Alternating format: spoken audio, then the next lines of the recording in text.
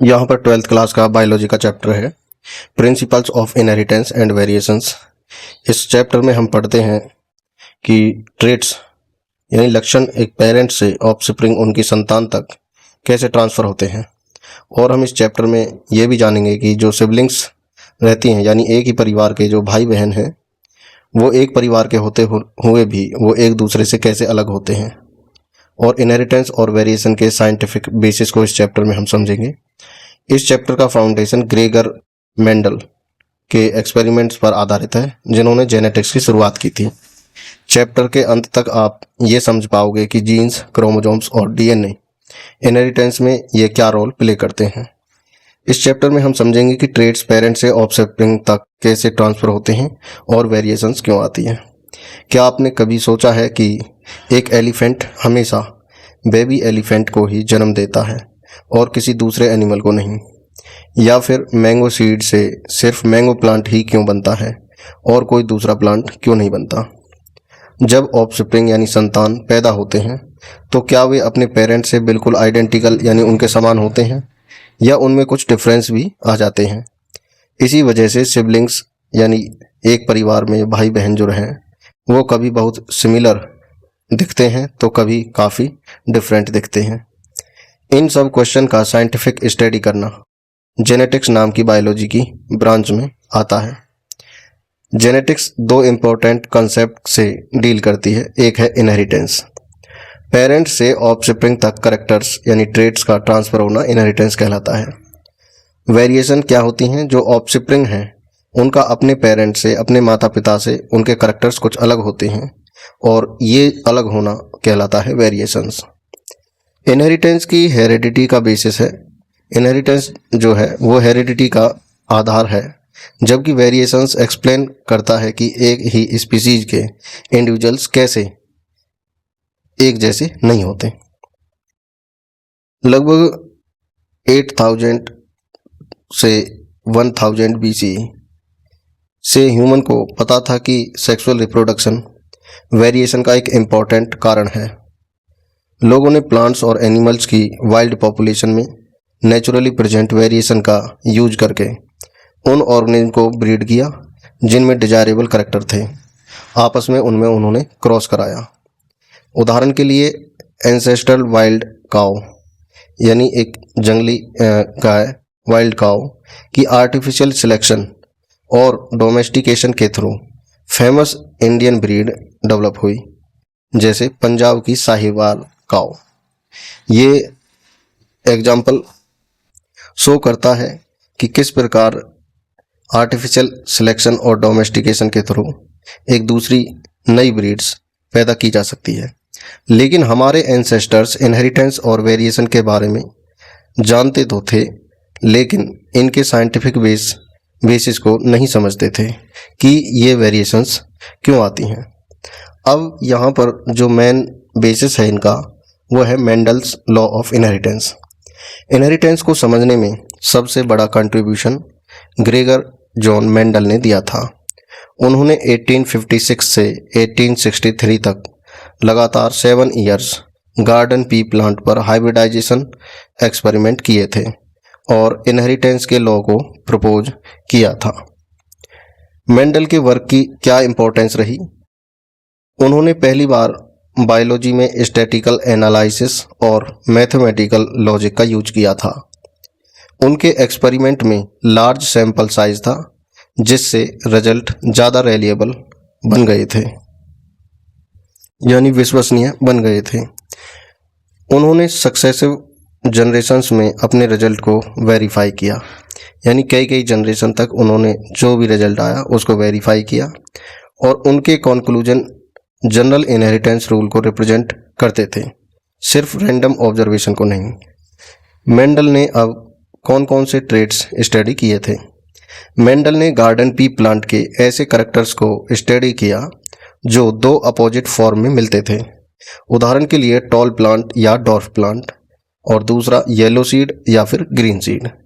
ये contrasting trait थे जो एक दूसरे से अलग थे।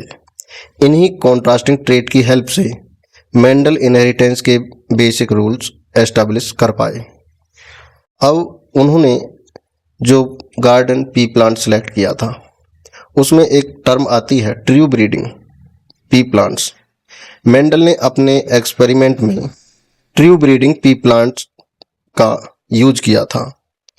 ट्रू ब्रीडिंग लाइंस वो लाइंस होती हैं जो कई जनरेशन तक कंटिन्यूअस सेल्फ पॉलिनेशन के बाद भी सेम ट्रेट को स्टेबल फॉर्म में शो करती रहती हैं, यानी कई जनरेशन तक वो अपने लक्षण यानी कैरेक्टर्स को बनाए रखती हैं। मेंडल के द्वारा जो पी वैरायटी चुनी गई थी, सिलेक्ट की गई थी, मेंडल ने 14 true breeding P plant varieties को सिलेक्ट किया था। ये वैरायटीज पेयर्स में थी जो सिर्फ एक कैरेक्टर में डिफरेंट थी और बाकी सब में सिमिलर थी। कुछ इम्पोर्टेंट कॉन्ट्रास्टिंग ट्रेट जो थे पी प्लांट में, जैसे सीड की शेप स्मूथ और रिंकल्ड, सीड का कलर येलो और ग्रीन सीड, पॉड जो फली होती है उसकी शेप इन्फ्लेटेड और कंस्ट्रिक्टेड, पॉड का कलर ग्रीन और येलो, इसी प्रकार प्लांट की हाइट टॉल और ड्वार्फ। इन केयरफुली सिलेक्टेड कॉन्ट्रास्टिंग ट्रेट की हेल्प से मेंडल ने अपने एक्सपेरिमेंट किए और आखिरकार लॉज ऑफ इनहेरिटेंस को उन्होंने एस्टैब्लिश किया। इस पिक्चर में 7 पेयर ऑफ कॉन्ट्रास्टिंग ट्रेट को दिखाया गया है जो मेंडल के द्वारा स्टडी किए गए थे। ग्रेगर मेंडल ने इनहेरिटेंस को समझने के लिए पी प्लांट, जिसे पाइसम सैटाइवम भी कहते हैं, पर एक्सपेरिमेंट किए। उन्होंने ऐसे ट्रेट्स चुने जिनके दो क्लियरली अपोजिट फॉर्म यानी कॉन्ट्रास्टिंग ट्रेट थे। इन्हीं ऑब्जर्वेशन के आधार पर मेंडल ने इनहेरिटेंस के लॉ दिए। सीड शेप में दो कॉन्ट्रास्टिंग ट्रेट, एक था डोमिनेंट ट्रेट जिसमें राउंड और रिसेसिव ट्रेट जिसमें रिंकल्ड शेप थी। जब राउंड और रिंकल्ड प्लांट का क्रॉस किया गया तो F1 जनरेशन में सभी सीड्स राउंड आए, इसलिए राउंड को डोमिनेंट माना गया। दूसरा जो ट्रेट था सीड कलर में दो ट्रेट थे, एक तो येलो और एक था ग्रीन। येलो इसमें डोमिनेंट ट्रेट और ग्रीन इसमें रिसेसिव ट्रेट।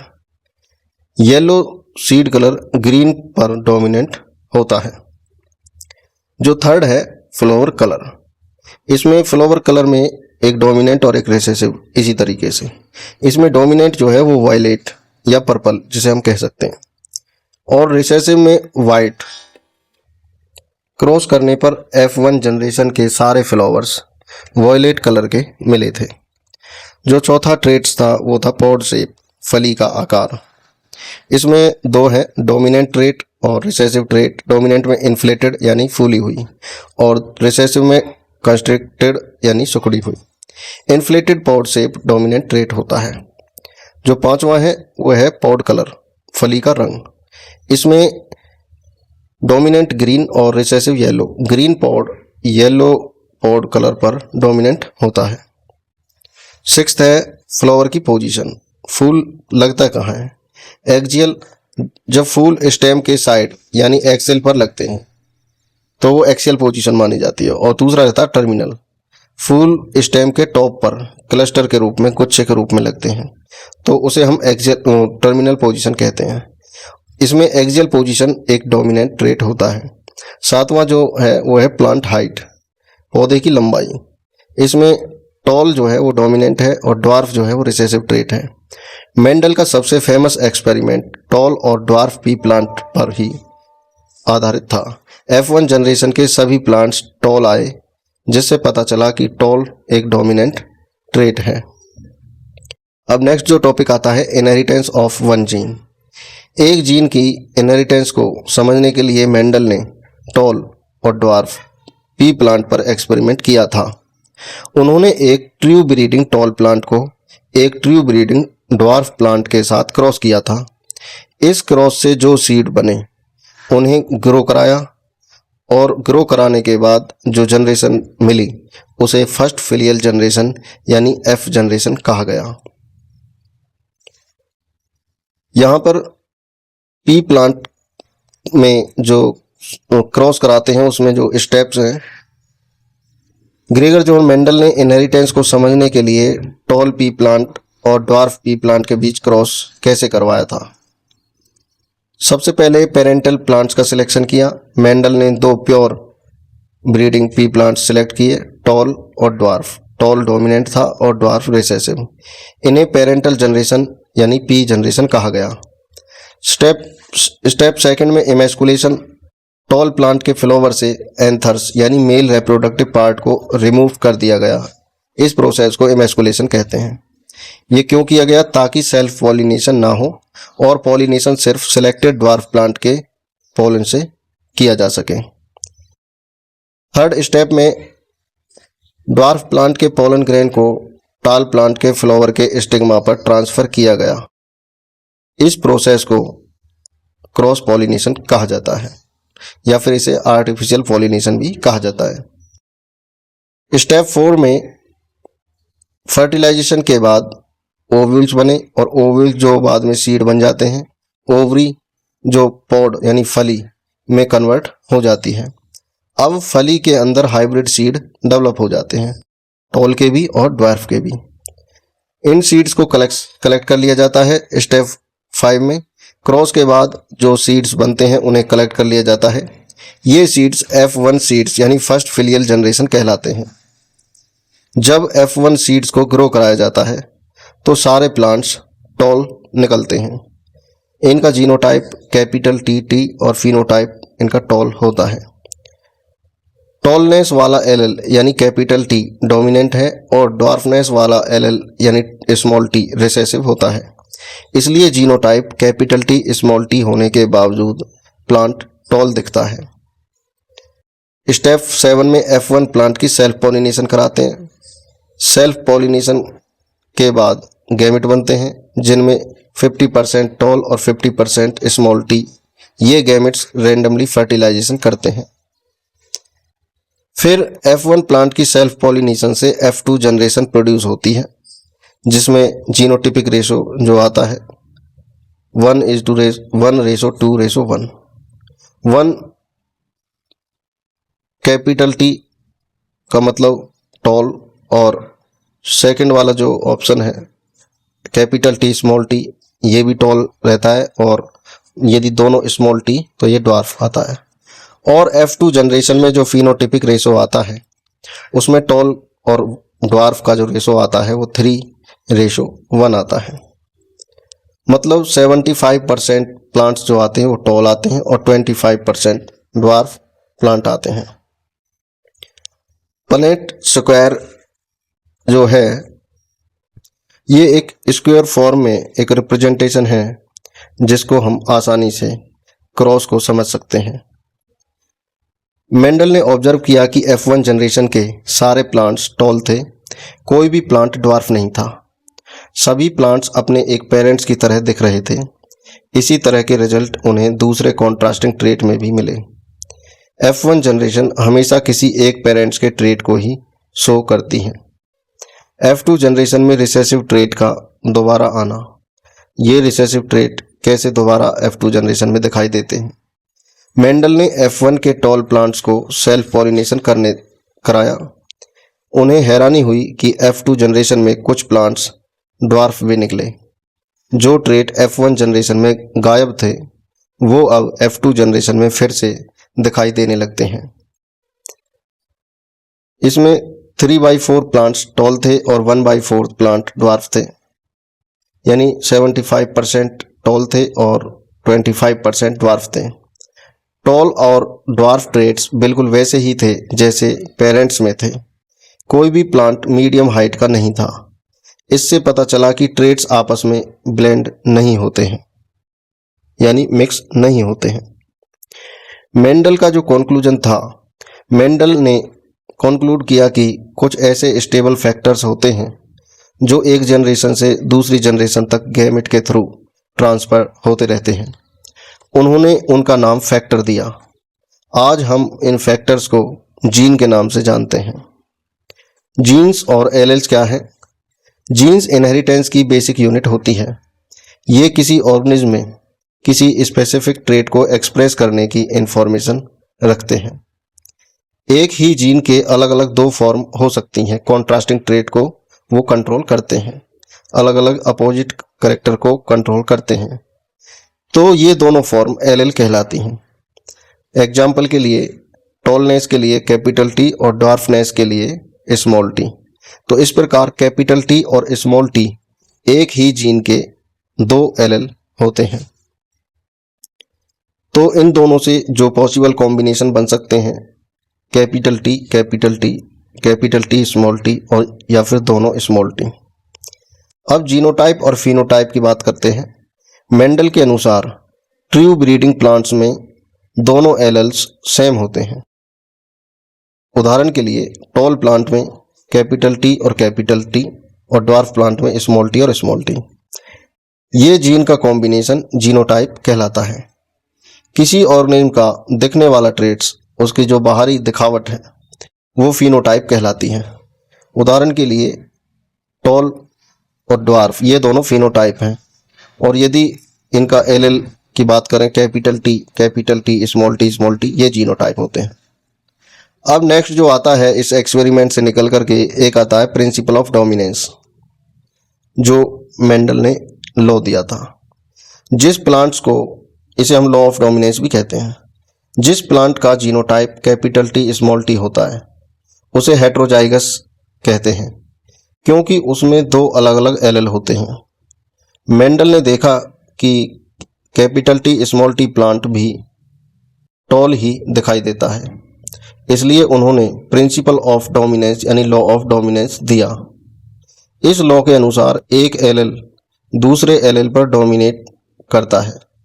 जो एल एक्सप्रेस होता है उसे डोमिनेंट एल कहते हैं, जो एल एक्सप्रेस नहीं होता उसे रिसेसिव एल कहते हैं। यहाँ पर कैपिटल टी टॉल के लिए डोमिनेंट है और स्मॉल टी जो ड्वार्फ के लिए होता है ये रिसेसिव होता है। इसलिए हेट्रोजाइगस कंडीशन में कैपिटल टी स्मॉल टी में प्लांट्स टॉल होता है। अब यहाँ पे दो टर्म निकल के आती हैं, होमोजाइगस और हेट्रोजाइगस। जब दोनों एलेल्स एक जैसे होते हैं, या तो दोनों कैपिटल हों या दोनों स्मॉल हों, तो इस कंडीशन को होमोजाइगस कंडीशन कहते हैं। लेकिन जब दो एलेल अलग अलग होते हैं, जैसे कैपिटल और स्मॉल टी दोनों एक साथ हैं, क्योंकि कैपिटल टी और स्मॉल टी में एक ही करेक्टर हाइट के लिए तो है, लेकिन इसके एलेल दोनों अलग अलग हैं, इसलिए इसे मोनोहाइब्रिड कहा जाता है। दोनों में यदि क्रॉस कराते हैं कैपिटल टी और स्मॉल टी वाले में होमोजाइगस कंडीशन में, क्योंकि यहाँ पर केवल एक करेक्टर हाइट के लिए है, तो इसलिए हम इसे मोनोहाइब्रिड क्रॉस कहते हैं। इस पिक्चर में मेंडल ने मोनोहाइब्रिड क्रॉस को एक्सप्लेन किया है, जिसमें एक ट्रू ब्रीडिंग टॉल प्लांट को एक ट्रू ब्रीडिंग ड्वार्फ प्लांट के साथ क्रॉस किया जाता है। पेरेंट्स यानी जिसे पी जनरेशन भी कहते हैं, उसमें एक टॉल प्लांट है जिसे कैपिटल टी से शो करते हैं, और एक ड्वार्फ प्लांट है जिसे स्मॉल टी से शो करते हैं। दोनों प्लांट्स प्योर ब्रीडिंग हैं, यानी कई जनरेशन तक सेल्फ पॉलिनेशन के बाद भी उनके ट्रेट सेम रहते हैं।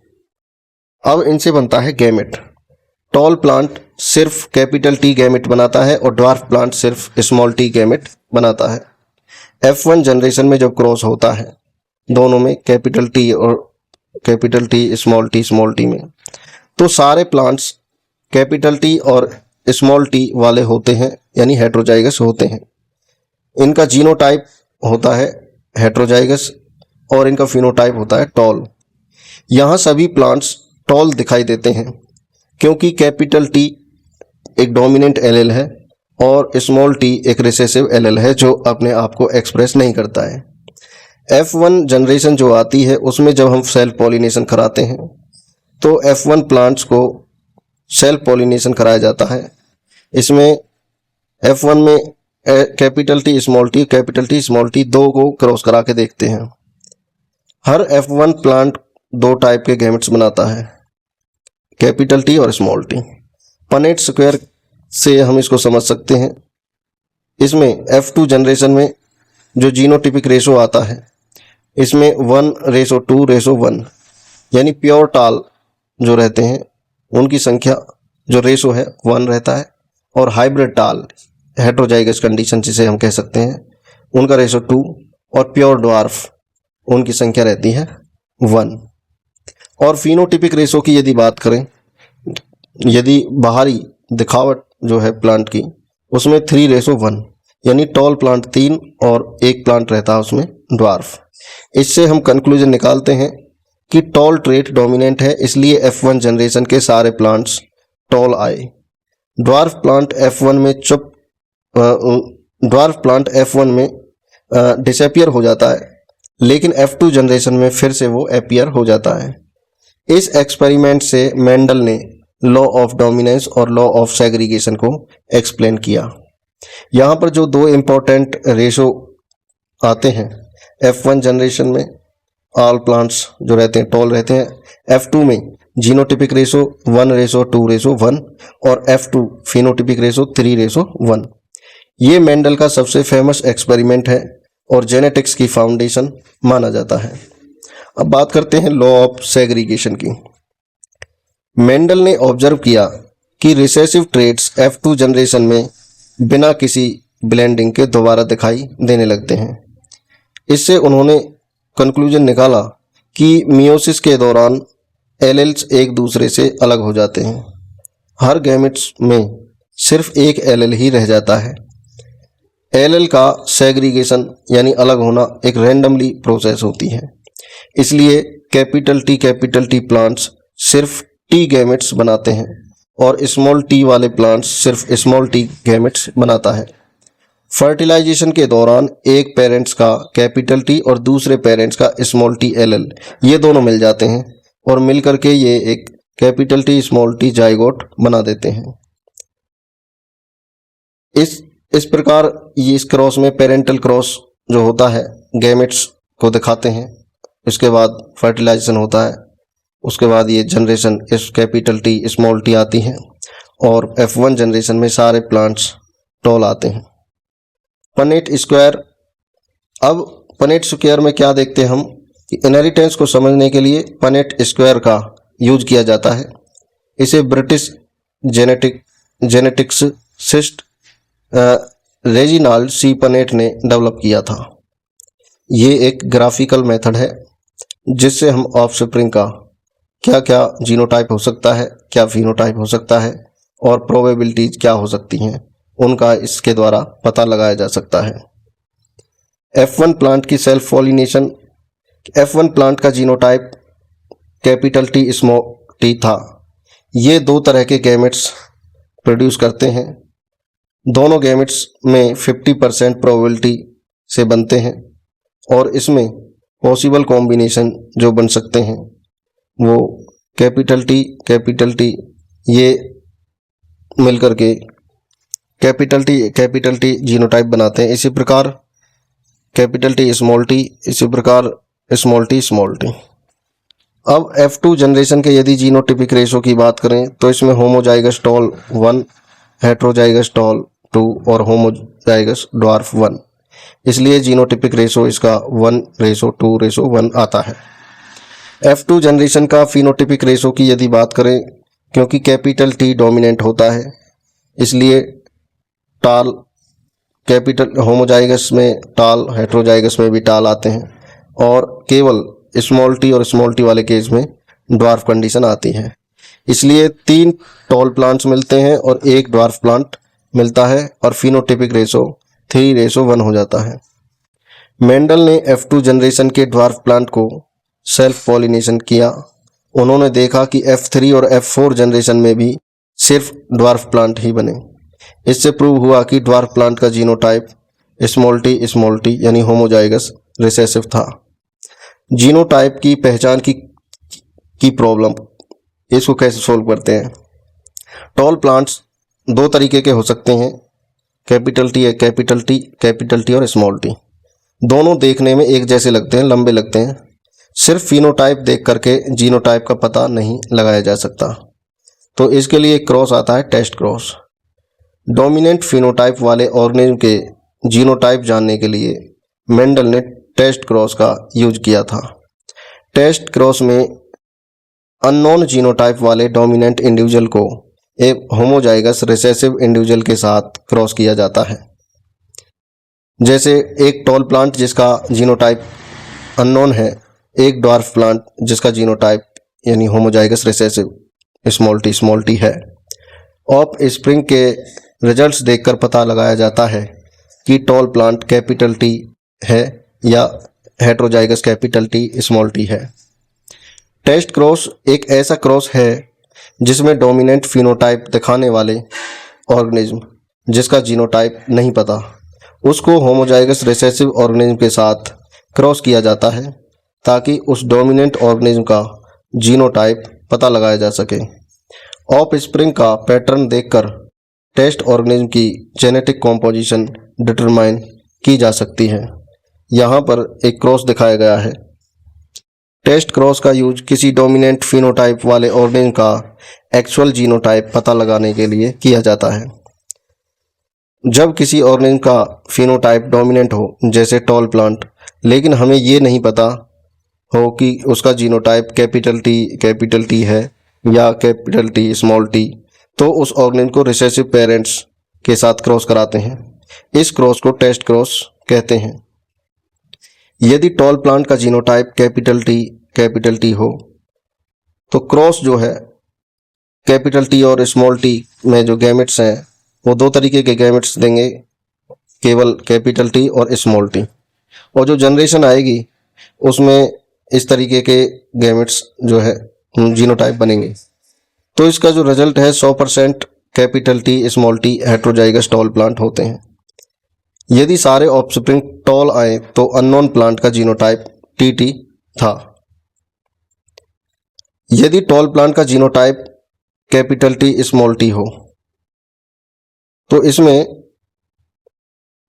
क्रॉस कराते हैं capital T small T.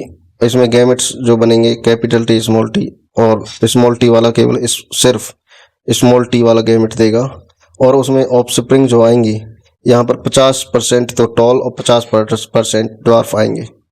Phenotypic ratio 1:1 आएगा।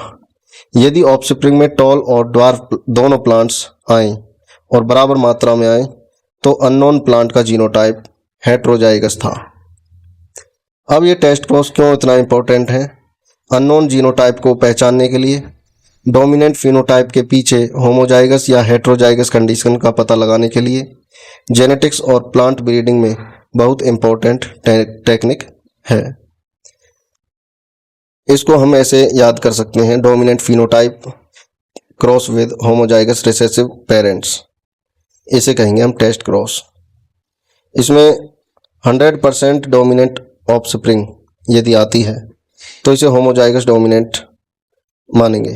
यदि रेशो बराबर आता है 1:1 तो हम पता लगाएंगे कि जो टॉल प्लांट है वो हेट्रोजाइगस था, जो पेरेंट्स में एज ए पेरेंट वो जो यूज किया गया था। तो इस तरीके से हम पता लगाते हैं टेस्ट क्रॉस के द्वारा उसका जीनोटाइप। टेस्ट क्रॉस हमेशा रिसेसिव पेरेंट के साथ ही किया जाता है ताकि डोमिनेंट ट्रेट वाले ऑर्गेनिज्म का असली जीनोटाइप पता लगा सके। Mendel's law of inheritance monohybrid cross के ऑब्जर्वेशन के आधार पर मेंडल ने इनहेरिटेंस को समझने के लिए दो इम्पोर्टेंट लॉ दिए, law of dominance, law of segregation. अब यहाँ पर बात करते हैं लॉ ऑफ डोमिनेंस की। मेंडल के अनुसार करैक्टर्स को कंट्रोल करने वाली एक डिस्क्रीट यूनिट को फैक्टर कहते हैं। आज हम इन्हें जीन के नाम से जानते हैं। फैक्टर हमेशा पेयर में रहते हैं। कॉन्ट्रास्टिंग फैक्टर के पेयर में एक फैक्टर दूसरे फैक्टर पर डोमिनेट रहता है। जो फैक्टर एक्सप्रेस होता है उसे डोमिनेंट फैक्टर कहते हैं, और जो एक्सप्रेस नहीं होता उसे रिसेसिव फैक्टर कहते हैं। ये लॉ एक्सप्लेन करता है कि F1 जनरेशन में सिर्फ एक पेरेंटल ट्रेट क्यों दिखाई देता है, F2 जनरेशन में दोनों ट्रेट्स क्यों दिखाई देते हैं, F2 जनरेशन में 3:1 फिनोटिपिक रेशो क्यों मिलता है। अब बात करते हैं लॉ ऑफ सेग्रीगेशन की। ये लॉ बताता है कि एलेल्स आपस में ब्लेंड नहीं होते, मिक्स नहीं होते। दोनों पेरेंटल कैरेक्टर्स अपनी अपनी आइडेंटिटी बनाए रखते हैं। गैमेट फॉर्मेशन के दौरान एलेल का पेयर अलग अलग यानी सेग्रीगेट हो जाता है। हर गैमेट को पेयर का सिर्फ एक ही एलेल मिलता है, और इसीलिए होमोजाइगस पेरेंट सिर्फ एक टाइप के गैमेट बनाता है। हेट्रोजाइगस पेरेंट दो तरीके के गैमेट्स इक्वल प्रोपोर्शन में बनाता है।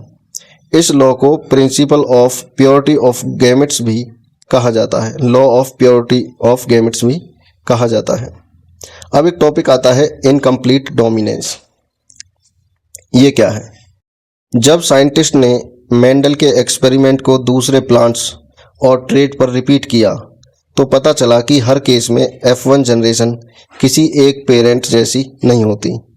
कुछ केस में F1 जनरेशन दोनों पेरेंट्स के बीच का फिनोटाइप दिखा देती है। इस फेनोमेना को इनकम्प्लीट डोमिनेंस कहते हैं। कहने का मतलब इसमें जो डोमिनेंट करैक्टर है वो अपने आप को शो नहीं करता, ना रिसेसिव अपने आप को करता, एक बीच का करैक्टर इसमें मिल जाता है। इसके एग्जाम्पल को हम स्नैपड्रैगन एंटीरिनम फ्लावर के कलर से इसमें हम समझ सकते हैं। यहाँ पर इस स्नैपड्रैगन यानी जिसे हम डॉग फ्लावर भी कहते हैं, इसमें इनकम्प्लीट डोमिनेंस पाई जाती है।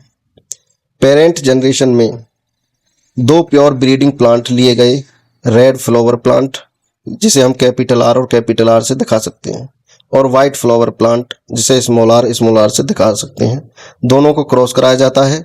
यहाँ रेड और वाइट फ्लावर को क्रॉस कराया जाता है। क्रॉस के बाद दो ऑफस्प्रिंग मिलते हैं जिनका genotype capital R small R होता है, और सारे फ्लावर का कलर पिंक कलर होता है। यदि रेड एलेल कंप्लीटली डोमिनेंट होता तो सारे फ्लावर यहाँ पर रेड होते, लेकिन यहाँ रेड एलेल वाइट पर कंप्लीटली डोमिनेंट नहीं है, इसलिए दोनों ट्रेट्स मिलकर एक इंटरमीडिएट कलर यानी पिंक कलर प्रोड्यूस कर देते हैं। इस फेनोमेना को इनकम्प्लीट डोमिनेंस कहा जाता है। F1 जनरेशन में जीनोटाइप RR आता है जो पिंक कलर को फ्लावर का फिनोटाइप बनाता है। F1 प्लांट्स को जब क्रॉस कराते हैं तो क्रॉस करने पर गैमेट बनते हैं। क्रॉस करने से पहले गैमेट बनते हैं और हर प्लांट को दो तरीके के गैमेट मिलते हैं, कैपिटल आर और स्मॉल आर। पनेट स्क्वायर में कैपिटल आर और स्मॉल आर जो होते हैं ये इस तरीके से यहाँ पर जीनोटाइप प्रोड्यूस करते हैं।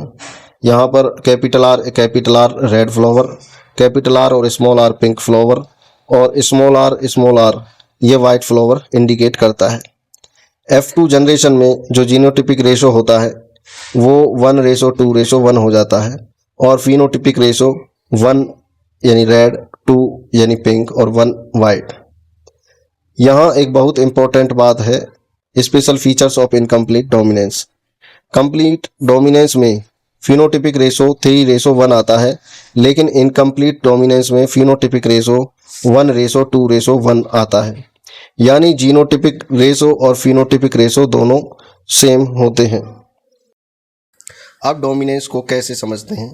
डोमिनेंस को समझने के लिए हमें ये समझना होगा कि जीन क्या करता है।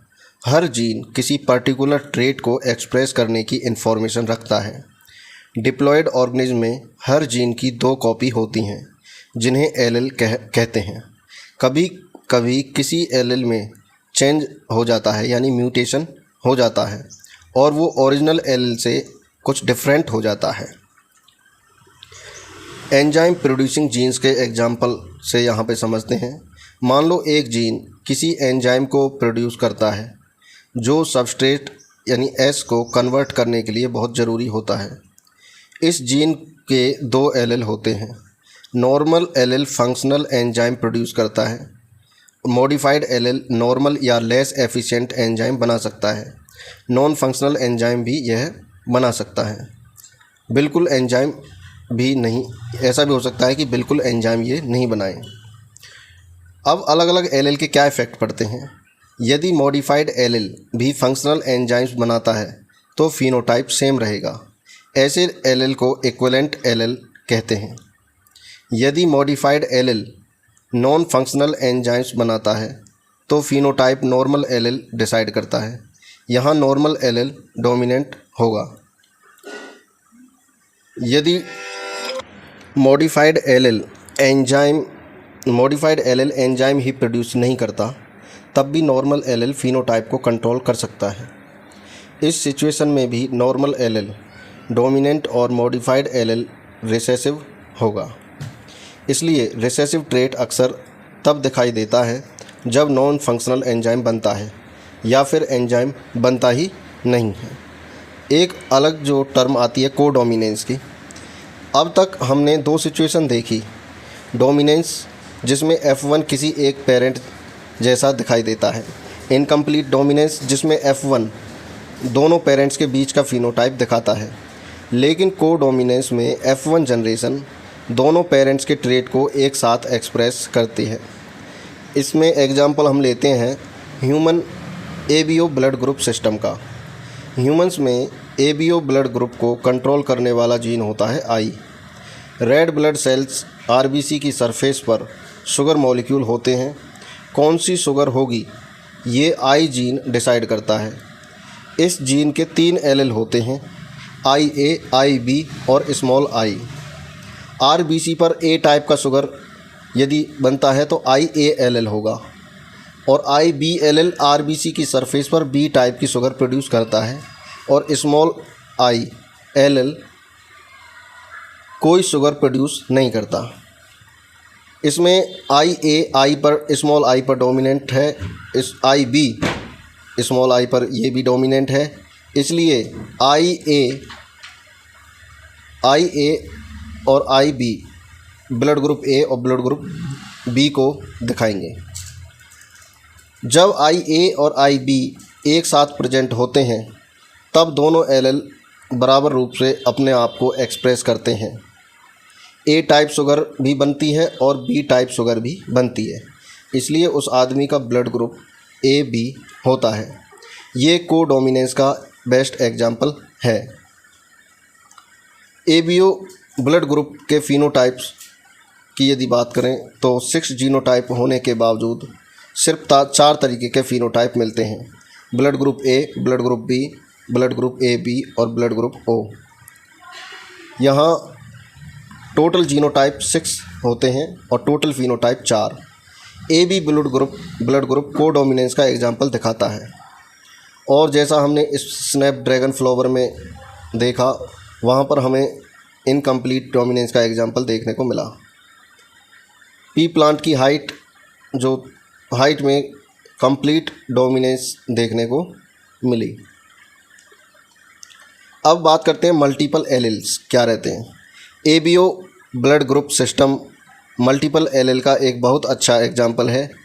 यहाँ एक ही करैक्टर ब्लड ग्रुप को कंट्रोल करने के लिए 2 से ज़्यादा एलील यानी 3 एलील प्रेजेंट होते हैं, IA, IB और स्मॉल i। लेकिन क्योंकि ह्यूमंस डिप्लॉयड ऑर्गेनिज्म है, इसलिए एक इंडिविजुअल में एक जीन के सिर्फ 2 एलील ही प्रेजेंट हो सकते हैं। इसलिए मल्टीपल एलील को हम इंडिविजुअल में नहीं बल्कि पॉपुलेशन लेवल पर ऑब्जर्व करते हैं। एक जीन एक से ज़्यादा ट्रेट को इफ़ेक्ट कर सकता है। कभी कभी एक ही जीन प्रोडक्ट एक से ज़्यादा इफ़ेक्ट प्रोड्यूस कर सकता है। एग्जाम्पल के लिए पी सीड्स में स्टार्च सिंथेसिस एक जीन के द्वारा कंट्रोल होती है। इस जीन के 2 एलील होते हैं, कैपिटल B और स्मॉल b। स्टार्च सिंथेसिस पर एलील का क्या इफ़ेक्ट पड़ता है? जब कैपिटल B होमोजाइगस रहती है कंडीशन तो स्टार्च एफिशिएंटली सिंथेसाइज होता है, बड़े स्टार्च ग्रेन बनते हैं और मैच्योर सीड राउंड हो जाते हैं।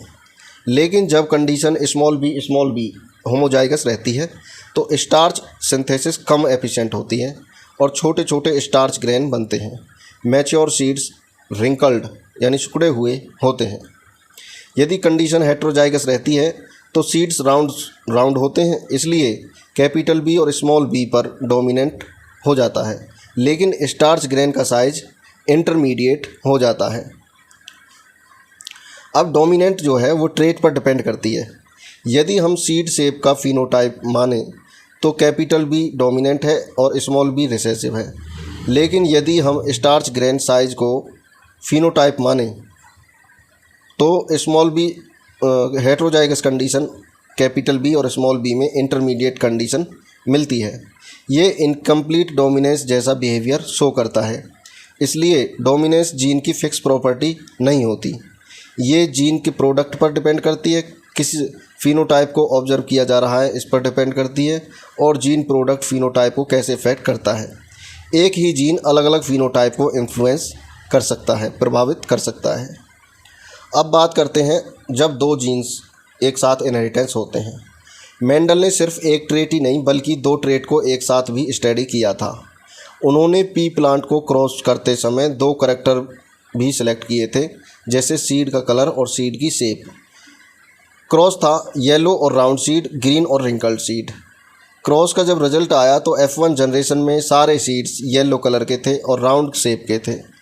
इस ऑब्जर्वेशन से मेंडल ने निष्कर्ष निकाला कि येलो कलर ग्रीन कलर पर डोमिनेट होता है और राउंड सीड रिंकल्ड शेप पर डोमिनेट होता है। ये रिजल्ट बिल्कुल वैसे ही थे जैसे अलग अलग मोनोहाइब्रिड क्रॉस में मिले थे। इसमें सिंबल जो यूज होते हैं सीड कलर के लिए, येलो के लिए वाई, ग्रीन के लिए स्मॉल वाई, और सीड शेप के लिए कैपिटल आर और स्मॉल आर। पेरेंट जीनोटाइप में येलो राउंड पेरेंट और ग्रीन रिंकल्ड पेरेंट होते हैं। F1 जनरेशन बनता है, गैमेट बनते हैं। गैमेट बनने के बाद फर्टिलाइजेशन होता है और फर्टिलाइजेशन में सारे जो प्लांट्स हैं वो येलो और राउंड होते हैं। जब F1 प्लांट की सेल्फ पॉलिनेशन कराई जाती है तो F1 प्लांट्स के जो गैमेट्स हैं RR और कैपिटल वाई स्मॉल वाई को सेल्फ पॉलिनेशन किया जाता है। मेंडल ने ऑब्जर्व किया कि 75% येलो सीड और 25% ग्रीन सीड आते हैं और 75% राउंड सीड और 25% यानी 1/4 रिंकल सीड आते हैं। यानी हर ट्रेट इंडिपेंडेंटली मोनोहाइब्रिड क्रॉस की तरह बिहेव करता है। अब यहाँ पर एक लॉ निकल के आता है, law of independent assortment. Dihybrid cross में मेंडल ने F1 जनरेशन में 4 तरीके के फिनोटाइप देखे, round yellow, wrinkled yellow, round green and wrinkled green. ये रेशो 9:3:1 रेशो कैसे बनाता है? ये रेशो दो अलग अलग रेशो के कॉम्बिनेशन से बनता है। 3:1 जिसमें 3 राउंड येलो और 1 ग्रीन, और 3 राउंड एंड 1 रिंकल्ड। मैथमेटिकली यदि देखें तो इस तरीके से इसमें होता है और फाइनल रेशो जो आता है 9:3:3:1 आता है। इस ऑब्जर्वेशन के बेसिस पर मेंडल ने लॉ ऑफ इंडिपेंडेंट असॉर्टमेंट दिया था। इस लॉ के अनुसार जब दो पेयर्स ऑफ ए ट्रेट एक हाइब्रिड में कंबाइन होते हैं तो एक पेयर का एलील का सेग्रीगेशन दूसरे पेयर के एलील के सेग्रीगेशन से इंडिपेंडेंट होता है। यानी एक ट्रेट की इनहेरिटेंस दूसरे ट्रेट की इनहेरिटेंस को इफ़ेक्ट नहीं करती है। तो इसको हम पनेट स्क्वायर से समझ सकते हैं। F1 जीनोटाइप जो है RRYY गैमेट बनते हैं। सीड शेप जिसमें 50% गैमेट में कैपिटल R, 50% में स्मॉल r। सीड कलर में 50% में कैपिटल Y, 50% में स्मॉल y। अब यहाँ पर जो इम्पोर्टेंट बात यह है कि कैपिटल R और स्मॉल r का सेग्रीगेशन कैपिटल Y और स्मॉल y के सेग्रीगेशन से इंडिपेंडेंट होता है। गैमेट जो बनते हैं इसलिए capital R, small r, capital Y, small y plants 4 तरीके के गैमेट्स बनाते हैं। इसमें गैमेट की फ्रीक्वेंसी 25% रहती है सभी की, और हर टाइप का गैमेट इक्वल प्रोबेबिलिटी से बनता है। जब ये 4 तरीके के पोलन्स और 4 तरीके के एग्स रैंडमली कंबाइन करते हैं तो पनेट स्क्वायर में 16 बॉक्स बनते हैं। इन कॉम्बिनेशन से बहुत से जीनोटाइप बनते हैं और 4 फिनोटाइप्स बनते हैं, जिसमें 4 फिनोटाइप में जो रेशो आता है उसका 9:3:1 का। अब यहाँ पर जो 3 लॉज हैं, law of dominance, law of segregation, law of independent assortment, ये लॉज जेनेटिक्स का बेसिक फाउंडेशन बनाते हैं और इनहेरिटेंस को समझने का आधार प्रदान करते हैं। अब नेक्स्ट जो टॉपिक आता है chromosomal theory of inheritance. Mendel ने इनहेरिटेंस पर अपना काम 1865 में पब्लिश किया था, लेकिन कई कारणों की वजह से उसके रिजल्ट को सन 1900 तक पहचान नहीं मिली। मेंडल के वर्क को तुरंत एक्सेप्ट क्यों नहीं मिली? उसमें कुछ प्रॉब्लम्स थी, जैसे कम्युनिकेशन की प्रॉब्लम। उस समय कम्युनिकेशन आज की तरह एडवांस नहीं थी, इसलिए मेंडल का रिसर्च वर्क ज़्यादा लोगों तक नहीं पहुंच सका और वाइडली पब्लिश नहीं हो पाया। मेंडल ने बताया था कि जीन्स, जिन्हें फैक्टर कहा जाता है, स्टेबल और डिस्क्रीट यूनिट होते हैं जो ट्रेट को कंट्रोल करते हैं। उन्होंने ये भी बताया था कि एलेल आपस में ब्लेंड नहीं होते, लेकिन उस समय के साइंटिस्ट को ये बात एक्सेप्ट करना मुश्किल लगा क्योंकि नेचर में कंटिन्यूस वेरिएशन देखने को मिलती थी। मैथमेटिक्स का यूज। मेंडल ने बायोलॉजिकल फेनोमेना को एक्सप्लेन करने के लिए मैथमेटिक्स और स्टैटिक्स का यूज किया था। ये अप्रोच उस समय बिल्कुल नई थी और बहुत से बायोलॉजिस्ट को पसंद नहीं आई। फिजिकल प्रूफ की कमी। मेंडल ने फैक्टर्स यानी जीन्स के एग्जिस्टेंस का आइडिया दिया था, लेकिन वे ये नहीं बता पाए थे कि जीन्स फिजिकली क्या होते हैं, किस चीज़ से बने होते हैं। इसलिए उनके आइडिया को तुरंत सपोर्ट नहीं मिली। फिर सन 1900 में 3 साइंटिस्ट ने इंडिपेंडेंटली मेंडल के रिजल्ट को दोबारा डिस्कवर किया। ये साइंटिस्ट, जिनमें Hugo de Vries, Carl Correns और एरिक वॉन शेरमैक, इन्होंने इनहेरिटेंस के पैटर्न को स्टडी किया और मेंडल के कॉन्क्लूजन्स को सही पाया। क्रोमोसोम्स की डिस्कवरी। 1900 तक माइक्रोस्कोपी में काफ़ी इम्प्रूवमेंट हो चुका था। साइंटिस्ट अब सेल डिवीज़न को क्लियरली ऑब्जर्व कर सकते थे। उन्होंने न्यूक्लियस में कुछ स्ट्रक्चर्स को देखा। सेल डिवीज़न से पहले उन्होंने पाया कि ये स्ट्रक्चर्स डुप्लीकेट होते हैं, अपनी कॉपी बनाते हैं, फिर डिवाइड हो जाते हैं। इन स्ट्रक्चर को क्रोमोसोम्स नाम दे दिया गया। क्रोमोसोम्स का मतलब होता है कलर्ड बॉडी। ये नाम इसलिए दिया गया क्योंकि क्रोमोसोम्स स्टेनिंग के बाद कलर्ड दिखाई देते हैं। मियोसिस और क्रोमोसोम्स मूवमेंट में क्या रिलेशन है? 1902 तक साइंटिस्ट मियोसिस के दौरान क्रोमोसोम्स के मूवमेंट को समझ चुके थे। 2 साइंटिस्ट, वॉल्टर शटन और थियोडोर बोवेरी, ने ऑब्जर्व किया कि क्रोमोसोम्स का बिहेवियर जीन की बिहेवियर से मिलता जुलता है। उन्होंने क्रोमोसोम्स मूवमेंट का यूज करके मेंडल के लॉ को एक्सप्लेन किया। अब नेक्स्ट टॉपिक आता है क्रोमोसोमल थ्योरी ऑफ इनहेरिटेंस। जो ये 2 साइंटिस्ट हैं, शटन और बोवेरी, इन्होंने बताया कि जीन्स क्रोमोसोम्स पर प्रेजेंट होते हैं और क्रोमोसोम्स ही इनहेरिटेंस के कैरियर होते हैं। इस आइडिया को क्रोमोसोमल थ्योरी ऑफ इनहेरिटेंस कहा गया। क्रोमोसोम्स और जीन्स में जो सिमिलरिटीज़ क्या थी? साइंटिस्ट ने देखा कि क्रोमोसोम्स पेयर में होते हैं। जैसे जीन्स पेयर में होते हैं, वैसे ही क्रोमोसोम्स भी पेयर में होते हैं। एक क्रोमोसोम्स पेयर के दोनों क्रोमोसोम्स को होमोलोगस क्रोमोसोम्स कहते हैं। इनका साइज, शेप और जीन का अरेंजमेंट एक जैसा यानी सिमिलर होता है। एलेल की पोजीशन। एक जीन के 2 एलेल होमोलोगस क्रोमोसोम्स के सेम पोजीशन पर प्रेजेंट होते हैं। उदाहरण के लिए एक क्रोमोसोम्स पर कैपिटल टी एलेल है, दूसरे होमोलोगस क्रोमोसोम्स पर स्मॉल टी एलेल होगा। अब मियोसिस में क्रोमोसोम्स किस तरीके से बिहेव करते हैं? मियोसिस डिवीज़न में मियोसिस के दौरान होमोलोगस क्रोमोसोम्स अलग हो जाते हैं। इसी तरह एलेल भी एक दूसरे से अलग हो जाते हैं। ये ऑब्जर्वेशन मेंडल के लॉ ऑफ सेग्रीगेशन को सपोर्ट करती है। यहाँ पर जो पिक्चर दिखाई गई है, यह पिक्चर दिखाती है कि क्रोमोसोम्स मियोसिस के दौरान कैसे एक दूसरे से अलग होते हैं और कैसे जर्म सेल यानी गैमेट बनते हैं। इस एग्जाम्पल में सेल के पास 4 क्रोमोसोम्स यानी 2 होमोलोगस पेयर्स होते हैं। जीवन स्टेज में सेल में क्रोमोसोम्स सिंगल और अनरेप्लिकेटेड स्टेट में होते हैं। एक chromosome pair yellow red colour से और दूसरा ऑरेंज ग्रीन कलर से दिखाया गया है। हर क्रोमोसोम का एक होमोलोगस पार्टनर होता है। G2 स्टेज में DNA रेप्लिकेशन हो चुकी होती है। हर क्रोमोसोम अब 2 सिस्टर क्रोमेटिड से बनता है। क्रोमोसोम्स डबल हो गए हैं, लेकिन क्रोमोसोम नंबर सेम रहते हैं। Bivalent formation.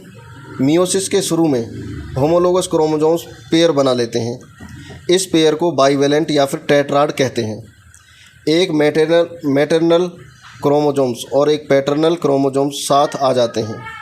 एनाफेज फर्स्ट में होमोलोगस क्रोमोसोम्स एक दूसरे से अलग हो जाते हैं। सिस्टर क्रोमेटिड्स भी साथ जुड़ी रहती हैं। अभी सिस्टर क्रोमेटिड्स साथ जुड़ी रहती हैं। क्रोमोसोम्स नंबर हाफ होने की प्रोसेस यहीं से स्टार्ट होती है। यही step Mendel's law of segregation को एक्सप्लेन करता है। जैसे जैसे एलेल सेपरेट होते हैं वैसे ही होमोलोगस क्रोमोसोम्स भी अलग अलग हो जाते हैं। एनाफेज सेकेंड में अब सिस्टर क्रोमेटिड्स भी एक दूसरे से अलग हो जाती हैं। हर क्रोमेटिड इंडिपेंडेंट क्रोमोसोम्स बन जाता है। जर्म सेल बन जाती है तो मियोसिस कंप्लीट, जैसे ही मियोसिस कंप्लीट होती है जर्म सेल बन जाती है। जर्म सेल यानी गैमेट। तो हर गैमेट में ओरिजिनल क्रोमोसोम्स नंबर का हाफ होता है। सिर्फ एक क्रोमोसोम्स हर होमोलोगस पेयर में मिलता है। इस पिक्चर में 4 अलग अलग गैमेट दिखाए गए हैं। ये पिक्चर शो करती है कि क्रोमोसोम्स पेयर में प्रेजेंट होते हैं। मियोसिस के दौरान होमोलोगस क्रोमोसोम्स अलग अलग हो जाते हैं। हर गैमेट को क्रोमोसोम्स पेयर का सिर्फ एक ही मेंबर मिलता है। इसी वजह से जीन्स यानी एलेल्स भी गैमेट्स में अलग अलग चले जाते हैं। अब मेंडल की थ्योरी से इनका क्या रिलेशन है? शटन और बोवेरी ने ऑब्जर्व किया कि जीन्स पेयर में होते हैं, क्रोमोसोम्स भी पेयर में होते हैं। एलेल का सेग्रीगेशन और क्रोमोसोम्स का सेग्रीगेशन सेम पैटर्न को फॉलो करता है। इसी ऑब्जर्वेशन से chromosomal theory of inheritance propose की गई। इस पिक्चर में इंडिपेंडेंट असॉर्टमेंट का क्रोमोसोमल बेसिस दिखाया गया है। एनाफेज फर्स्ट में के दौरान क्रोमोसोम्स पेयर रैंडम तरीके से अलग होते हैं। मेटाफेज प्लेट पर क्रोमोसोम्स पेयर अलग अलग ओरिएंटेशन में अरेंज हो सकते हैं। इसलिए एक क्रोमोसोम्स पेयर का सेग्रीगेशन दूसरे क्रोमोसोम्स पेयर के सेग्रीगेशन से स्वतंत्र यानी इंडिपेंडेंट होता है। ये एग्जैक्टली मेंडल के लॉ ऑफ इंडिपेंडेंट असॉर्टमेंट को बताता है। पॉसिबिलिटी 1 में एक अरेंजमेंट में ऑरेंज क्रोमोसोम्स और ग्रीन क्रोमोसोम्स एक साथ सेग्रीगेट कर सकते हैं।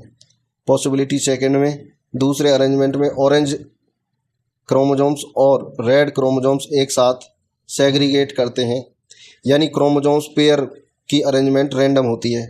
इसी रैंडम अरेंजमेंट की वजह से गैमेट्स में जीन के नए कॉम्बिनेशन बनते हैं। ये पिक्चर मेंडल के लॉ ऑफ इंडिपेंडेंट असॉर्टमेंट का क्रोमोसोमल बेसिस दिखाती है। इसमें बताया गया है कि मियोसिस के दौरान अलग अलग क्रोमोसोम्स पेयर का अरेंजमेंट इंडिपेंडेंट होता है, जिसकी वजह से डिफरेंट कॉम्बिनेशन के गैमेट बनते हैं। पिक्चर में 2 होमोलोगस क्रोमोसोम्स पेयर दिखाए गए हैं। Long chromosomes pair orange chromosomes और yellow chromosomes. Short chromosomes pair में ग्रीन और रेड।